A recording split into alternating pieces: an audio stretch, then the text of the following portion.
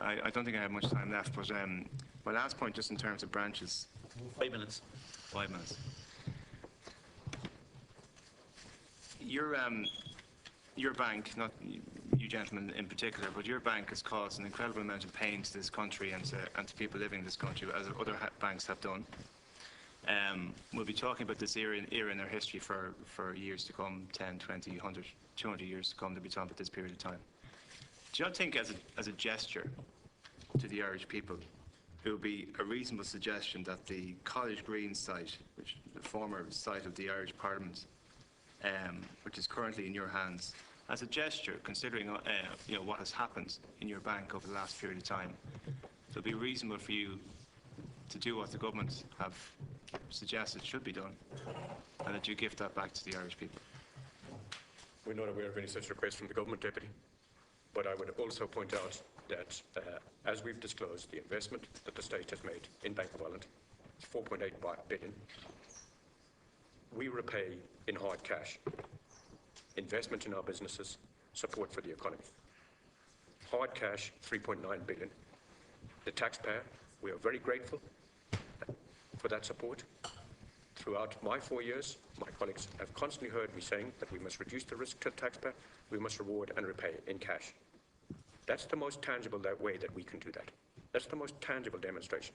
If we look at our particular assets, the need for our assets, the need for those assets to contribute to the bank going forward, our ability to continue to reward and repay the taxpayer, using that specific example, we need those assets. Our College Green branch is our largest branch in the country. It is a key branch, in particular for Trinity College. It is our most profitable branch. It is also a cash centre. So it is a commercial asset. We are a privately owned company who is repaying the taxpayer. Yeah, well, in fairness, the Minister and others have suggested in the past that would be a symbolic gesture for that to be transferred into the hands of the state, considering its historical significance. And do you not think, I mean, your gratitude is nice, but it's pretty meaningless. In terms of a physical transfer of an iconic building, do you not think that would be a lasting, gesture on your behalf to the Irish people that would be seen as something that would be welcomed and could look to the future with confidence, considering its location and its historical context? Well, I would consider 3.9 billion in cash to be meaningless, Deputy. I meant so. But you said that. I mean, 3.9 billion. No, I said your gratitude was meaningless. I think it is. I think it is. If we restructure the bank, we raise private capital, we reduce our loan to deposit ratios, we come off the ELG, we reduce our cost base, we're lending 50% of the SME lending in this market, between 40% of the mortgages.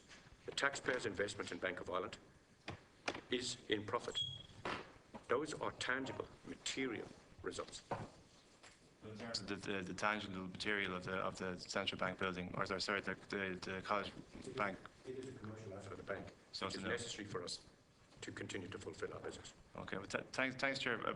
Just in summary, I'm not getting a huge positivity about your strategic plan for those 89% in performing loans, and some of those within that group of people who may be in distress in the coming years. I'm not getting a great amount of comfort there.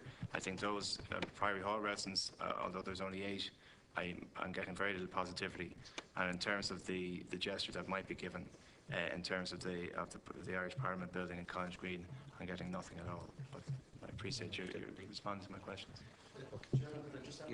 To the first point that was made, we consistently encourage customers who are in financial difficulty, not people who are necessarily in arrears or in default, but people who are finding difficulty making their mortgage repayments, to come and talk to us. We've done a significant amount of television advertising asking people to do that. We put it on bank statements when we send them out to customers. So what we're asking customers to do, forbearance isn't just for people who are in arrears. We're asking people to talk to us before they come into arrears if there's significant financial difficulties, and if it is appropriate, we will restructure their mortgage, and that's what we have been doing over the last while. Very much. Deputy